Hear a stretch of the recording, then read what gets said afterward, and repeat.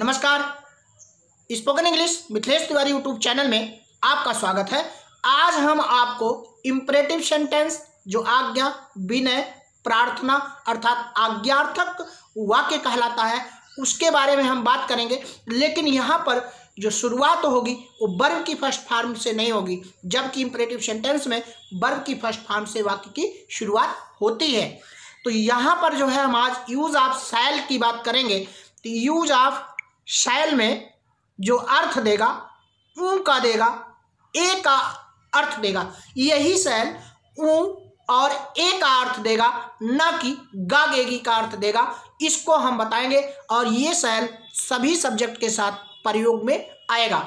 अर्थात शैल सभी के साथ ऊ के अर्थ में, ए के अर्थ में प्रयोग होगा, चाहे वो सिंगुलर सब्जेक्ट हो, चाहे प्लूरल सब्जेक्ट हो, चाहे फर्स्ट पर्सन का प्रोनाउन हो, चाहे थर्ड पर्सन का हो, चाहे सेकंड पर्सन का हो, सभी के साथ हम शैल का प्रयोग किसमें, ऊ और ए के अर्थ में करेंगे। और होगा कैसे? एज ए पॉजिटिव क्वेश्चंस के रूप में। Shall as a positive questions के रूप में, एज ए नेगेटिव क्वेश्चंस के रूप में हम प्रयोग करना सीखेंगे। किसका? शैल का। तो सेंटेंस जो आ रहा है, shall we help you, shall we help you, क्या हम आपकी सहायता करें, क्या हम लोग आपकी मदद करें। और ऐसे में आप देख रहे हो शैल वी हेल्प यू, करें, करें या करूं, जो ऊ और ए आ रहा है वही आपका पॉजिटिव क्वेश्चंस के रूप में यहाँ पर है। Shall we go there, shall we go there, क्या हम लोग वहाँ जाएं, क्या हम लोग वहाँ जाएं। Shall we go to school today, क्या हम लोग आज स्कूल जाएं, क्या हम लोग आज स्कूल जाएं। और शैल का प्रयोग जो है वो सुझावों के लिए भी किया जाता है। इसको देख लेते हैं।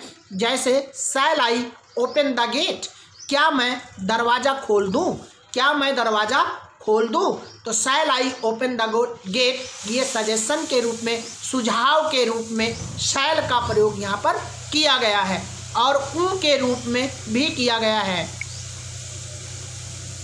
आगे देख लेते हैं और आगे है एज ए निगेटिव क्वेश्चंस के रूप में, एज ए निगेटिव क्वेश्चंस के रूप में shall we not play here, shall we not play here, क्या हम लोग यहाँ ना खेलें। Shall we not go there, क्या हम लोग वहाँ ना जाएं।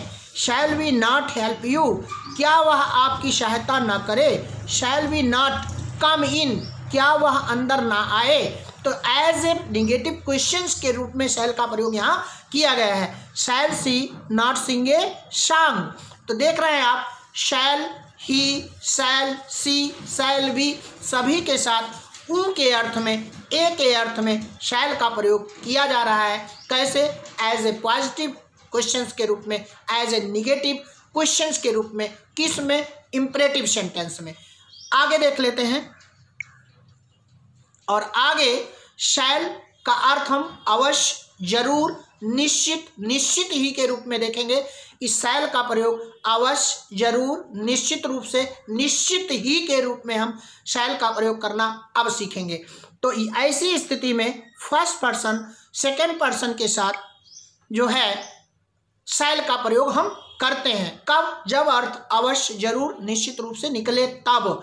चाहे यू हो, चाहे सी हो, चाहे ही हो, या वन हो, या राम हो, या दे हो। अर्थात सेकंड पर्सन और थर्ड पर्सन के साथ हम शैल का प्रयोग करेंगे। कब? अवश्य, जरूर, निश्चित रूप से, निश्चित के लिए। जैसे वह मुझसे अवश्य मिलेगी, वह मुझसे अवश्य मिलेगी। She shall meet me, she shall meet me. और शैल जो बता रहा है वही बता रहा है जरूर को, अवश्य को, और दोनों का अर्थ जो हो रहा है वो किसमें हो रहा है? दोनों का अर्थ हो रहा है गागेगी के अर्थ में। अर्थात अवश्य और जरूर गागेगी, ये अर्थ दे रहा है शैल। तो सी के साथ शैल आया। वह निश्चित रूप से मेरे पास आएगी, वह निश्चित रूप से मेरे पास आएगी, वह मेरे पास अवश्य, निश्चित आएगी, आएगी ही। तो ऐसी स्थिति में हम क्या करेंगे? आप देखिए, अगर हम कहें she will come to me surely, she will come to me surely, तो आई वी के साथ शैल का, शेष के साथ विल का प्रयोग करते हैं तो निश्चित के लिए हमने अंत में क्या लगा दिया, श्योरली लगा दिया। लेकिन अगर हम कहें she shall come to me, she shall come to me, she shall come to me, वह मेरे पास अवश्य आएगी, वह मेरे पास निश्चित आएगी, वह मेरे पास जरूर आएगी। तो सी के साथ शैल का हमने प्रयोग किसके लिए कर दिया, अवश्य के लिए, जरूर के लिए, निश्चित के लिए, निश्चित ही के लिए या निश्चित रूप से के लिए हमने शैल का प्रयोग शी के साथ किया। ठीक है, और आगे she shall not come to me, she shall not come to me, सी के साथ शैल निगेटिव में। अब यहाँ पर क्या है, अवश्य के लिए है, वह मेरे पास बिल्कुल नहीं आएगी, वह मेरे पास बिल्कुल नहीं आएगी। अब हम अगर कहें शैल नॉट तो इसका अर्थ है बिल्कुल, कतई नहीं, आएगी ही नहीं, वह मेरे पास बिल्कुल नहीं आएगी, वह मेरे पास कतई नहीं आएगी, वह मेरे पास आएगी ही नहीं।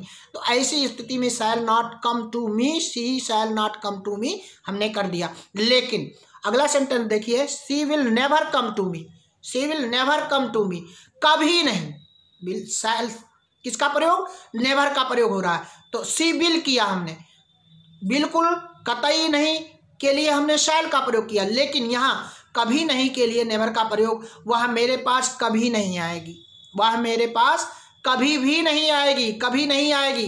तो will never come to me, she will never come to me करा। तो शैल सामान्य में आईवी के साथ होता है, आपको पता है। जैसे मैं आपको पढ़ाऊंगा, I shall teach you, I shall teach, मैं पढ़ाऊंगा, हम लोग पढ़ेंगे, वी शैल स्टडी, ये सामान्य स्थिति में हो जा रहा है।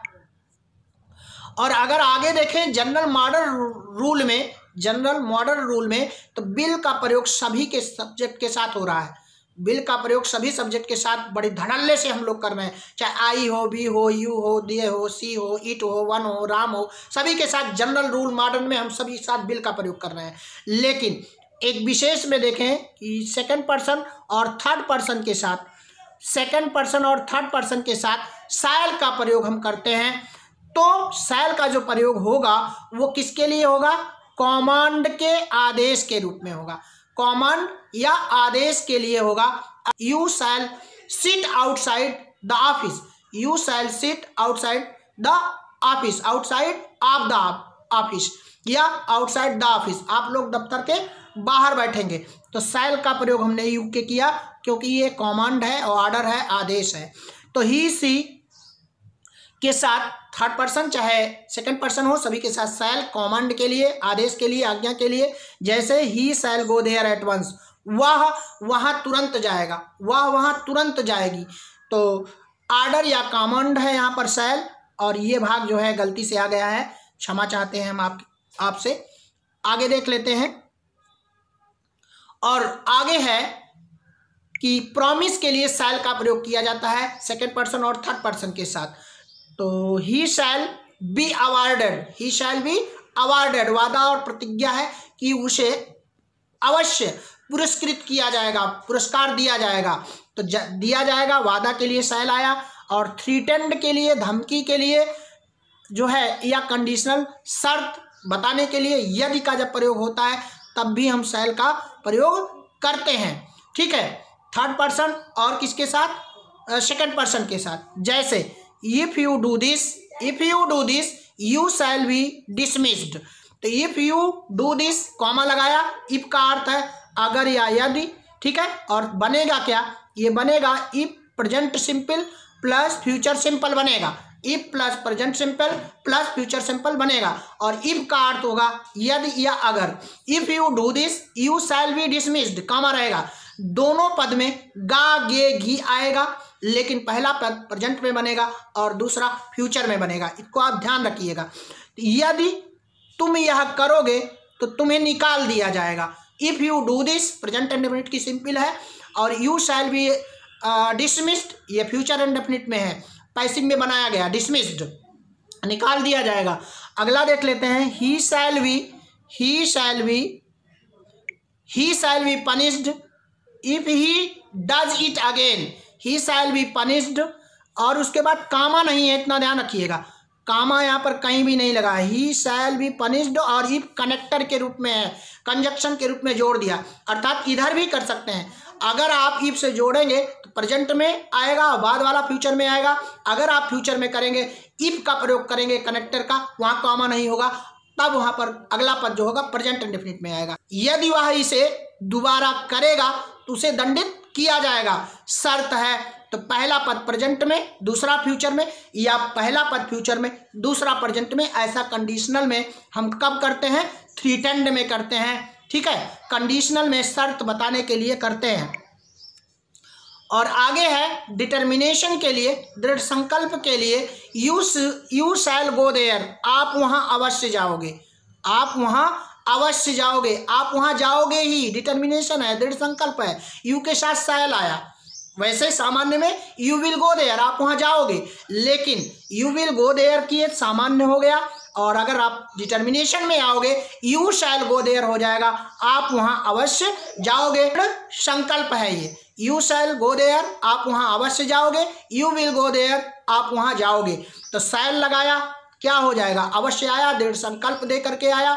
अगला देख लेते हैं कंपल्सन में, और कंपल्सन में अनिवार्यता के लिए प्रयोग किया जाता है शैल का। You shall come to school at 10, at 10 है, निश्चित तौर पे जब 10, 11, 12 एक निश्चित अवधि होती है, न इधर ना उधर, तो हम वहाँ पर ओ क्लॉक का प्रयोग नहीं करते हैं, इतना ध्यान रखिएगा। एट 10 ओ क्लॉक गलत हो जाएगा।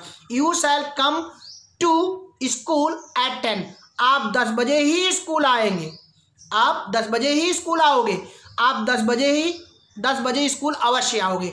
तो कंपल्सन के लिए, डिटर्मिनेशन के लिए, प्रॉमिस के लिए, थ्रेटन्ड के लिए यहाँ पर हमने शैल का प्रयोग किया। कब? सेकंड पर्सन और थर्ड पर्सन के साथ। बस इतना ही। आप अपने मित्रों में शेयर करिएगा, सब्सक्राइब करिएगा। मिलता हूँ कुछ नया लेकर के। धन्यवाद, नमस्कार।